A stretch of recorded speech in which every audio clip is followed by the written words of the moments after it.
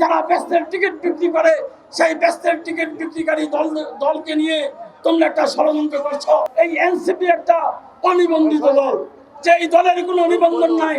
তারা গিয়েছেন গোপালগঞ্জ, দলই তো তোমার নাই, তুমি গোপালগঞ্জে এনসিপি। আজকে দেশে যে ষড়যন্ত্র চলছে, আপনার গত পরশুদিন গোপালগঞ্জের যে ঘটনাটা, সেটাও এই দেশের জনগণ এখন ষড়যন্ত্রের অংশ হিসেবে দেখছে। কারণ এই অন্তর্বর্তীকালীন সরকার, এই সরকার সকল ক্ষেত্রেই ব্যর্থ হয়েছে। আইন শৃঙ্খলা পরিস্থিতি বলতে এখন কিছু নাই। পুলিশে যারা আছেন, আজকে পুলিশের এসপি বলেন, ওসি বলেন, আজকে ইউনোরা এবং ডিসি পর্যন্ত যারা, সবগুলি আওয়ামী লীগের আমলে তারা নিয়োগপ্রাপ্ত। এই আওয়ামী লীগের আমলে নিয়োগপ্রাপ্ত যারা, তারা দেশের বিরুদ্ধে ষড়যন্ত্রে লিপ্ত রয়েছেন। তারা আইন শৃঙ্খলা পরিস্থিতিকে অস্বাভাবিক করার কাজে লিপ্ত রয়েছে। তাদের কাছে গিয়ে কোনো বিচার পাওয়া যায় না।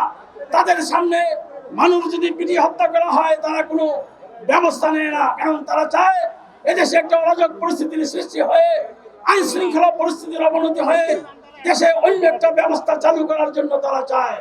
সুতরাং তাদের এই অবস্থা, তাদের এই ষড়যন্ত্র বিএনপির একজন নেতা কর্মী থাকতেও তারা করতে দেওয়া হবে না। আজকে আমি যেই কথাটি দিয়ে আরম্ভ করেছিলাম, আজকে কেন এই এনসিপি একটা অনিবন্ধিত দল, যে এই দলের কোনো নিবন্ধন নাই।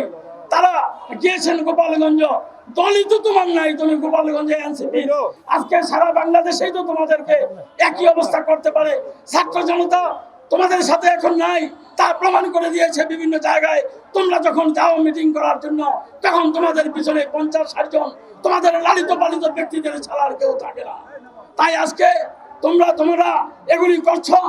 নির্বাচনকে কিভাবে পিছানো যায়, তোমরা পিয়ার পদ্ধতির কথা বলছো। তোমরা আমার একটা মৌলবাদী দলকে, যারা ব্যস্তের টিকিট বিক্রি করে সেই ব্যস্তের টিকিট বিক্রিকারী দলকে নিয়ে তোমরা একটা ষড়যন্ত্র করছো। তাহলে গোপালগঞ্জের ঘটনা থেকে আমরা এখন জনগণ যেভাবে দেখে যে এটা জামাত, এনসিপি, আওয়ামী লীগ এবং এই অন্তর্বর্তীকালীন সরকারের কিছু লোক এটার সাথে জড়িত। সেখানে আইন শৃঙ্খলা রক্ষা বাহিনীর যেটা জাহিদ ভাই বলেছেন, তাদের কাছে কি কোনো মেসেজ ছিল না? ওইখানে যারা পুলিশ ছিল, তারা ওইখানে গিয়ে সব এখন গোপালগঞ্জে গিয়ে আওয়ামী লীগ হয়ে গিয়েছে।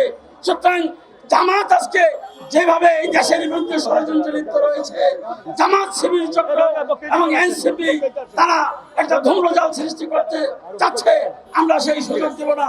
তাই আজকে আমি আমার বক্তব্য না বাড়িয়ে বলবো, আপনারা সজাগ থাকেন, সতর্ক থাকেন। বিগত 17 বছরে পেশাজীবীরাই কিন্তু রাজপথে ছিলাম। আমরা এই সংগঠনের ব্যানারে রাজপথে আন্দোলন সংগ্রাম করেছি। সুতরাং এই সরকার যত ষড়যন্ত্রই করুক, বিএনপি ইনশাআল্লাহ আগামীতে ক্ষমতা আসবে এবং ফেব্রুয়ারির আগেই ডিসেম্বরের মধ্যে নির্বাচন দিতে হবে।